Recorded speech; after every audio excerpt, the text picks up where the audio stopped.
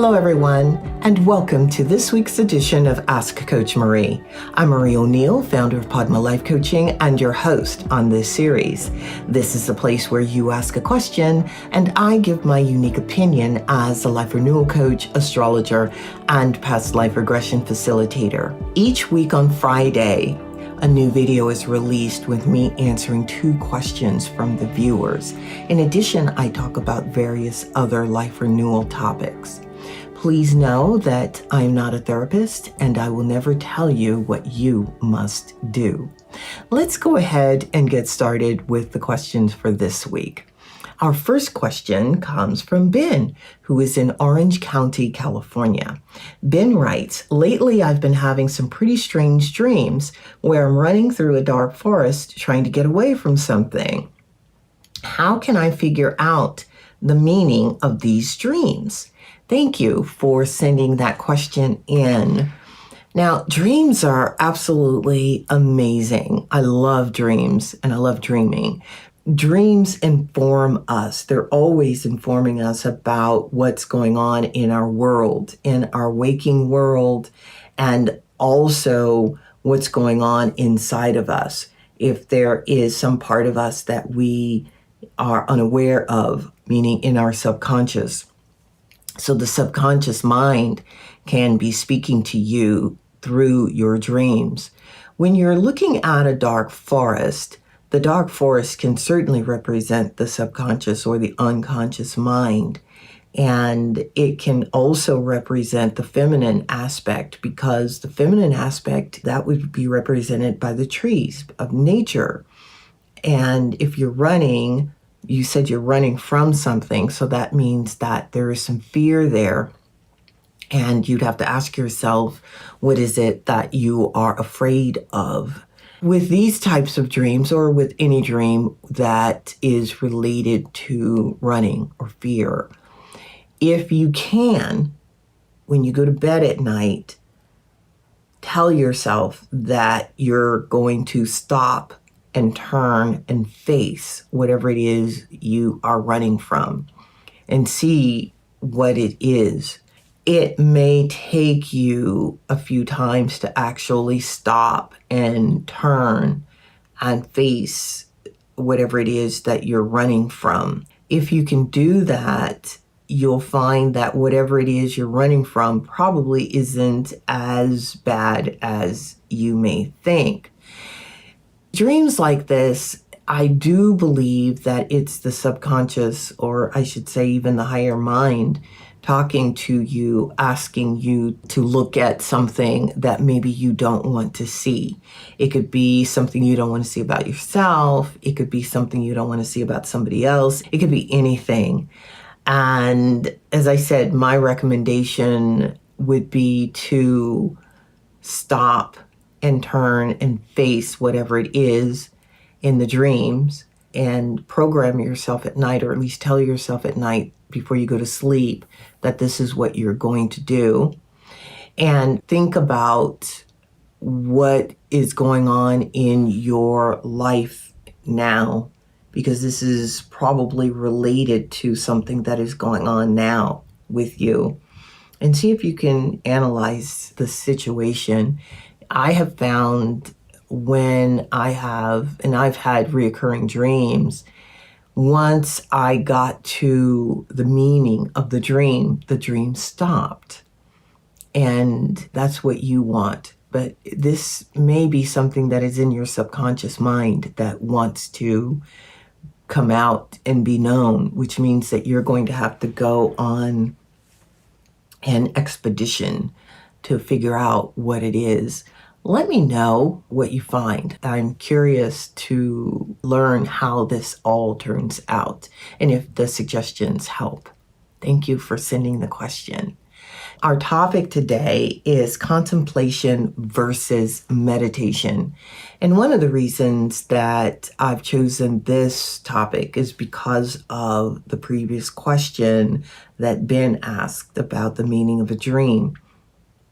Contemplation is when you are using your mental faculties to sit and analyze a situation, or you're contemplating it, you're thinking about it. You're taking it apart in all of its different pieces, and you're contemplating each piece.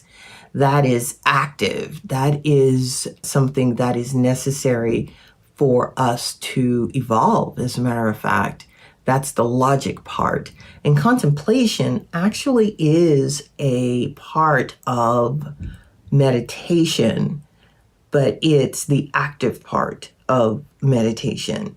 Meditation is really sitting quietly and listening for insight, for information, for figuring out how the mind works. Whereas contemplation, it's analyzing, it's really analysis, it's deep analysis. And I love contemplation. With the issue that Ben brought up, he could use meditation and contemplation to learn about his dreams. If he takes the dream and he pulls it apart and looks at each aspect of it. I tend to, when I'm going to contemplate something, I will sit first in meditation quietly and ask for guidance on whatever it is I'm working on or whatever it is I want to analyze. I'll sit quietly first to see if there's any insight that comes through or bubbles up from the subconscious. Sometimes you get insight and sometimes you don't. Either way, after you sit quietly for a little bit, you can contemplate the issue. And I look at it as a Rubik's Cube. I'm sure you remember, or I hope you remember a Rubik's Cube, and you're twisting it and turning it and doing your best to get all of the different blocks to line up together. Well, contemplation is what you are doing. You're analyzing. And meditation is sitting quietly. So that's contemplation versus meditation. And actually, it should be contemplation and meditation rather than versus. But anyway, that is all that I wanted to say about contemplation versus meditation. Our next question comes from Camilla, who is in Spokane, Washington. Camilla says, I'm in my 40s and been single for over 10 years now. It was my decision not to date for various reasons. Now I'm ready for a love relationship. How do I attract the right person to me? Thank you for that question, Camilla. And I'm really glad that you have said you wanted to attract the right person to you versus going out to find that right person, because who you attract is determined by the energy that you are giving out. And the person that comes to you is going to mirror back to you that energy. And it could be energy that you want to see or not want to see. The first thing that you want to do is look at your astrology to see the type of person that is optimal for you, or the characteristics, I should say, of the person that would be good for you. And that an astrologer can help you with that. That's one way of knowing the type of person that you want to attract. The other way is making sure that you're putting out into the world the traits and the qualities of the person that you want in your life. If you want to attract someone who's kind and generous and giving and loving, then you have to be that. And I'm not saying be that on the outside, although that's wonderful. I'm saying you have to actually embody that so that you can have that mirrored back to you. Whatever it is you want mirrored back to you, you have to put that out. And I also know that whatever our shadow is, that sometimes can be mirrored back to us by the people that we pull into our lives. And the reason that this is the case is because we need to see our shadow, or the parts of us that we need to work on. And we can sometimes only see that through another person's eyes. We have to recognize that shadow and work on it and purify it and heal it any way we can.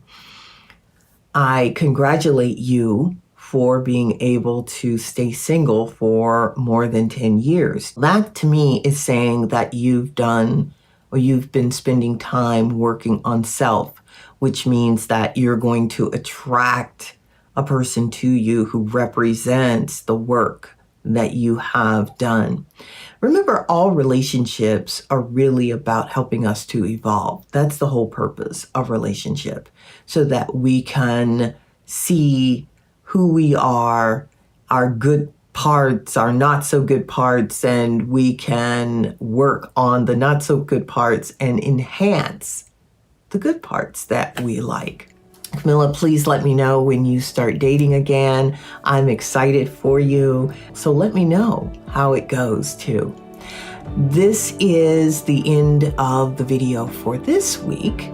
Be sure to like, subscribe, and hit that little bell down below so that you can be notified when I release a new video. And if you have questions you want me to answer, send them to padmacoach@icloud.com. It's padmacoach@icloud.com. I look forward to seeing you back here next week. Bye-bye.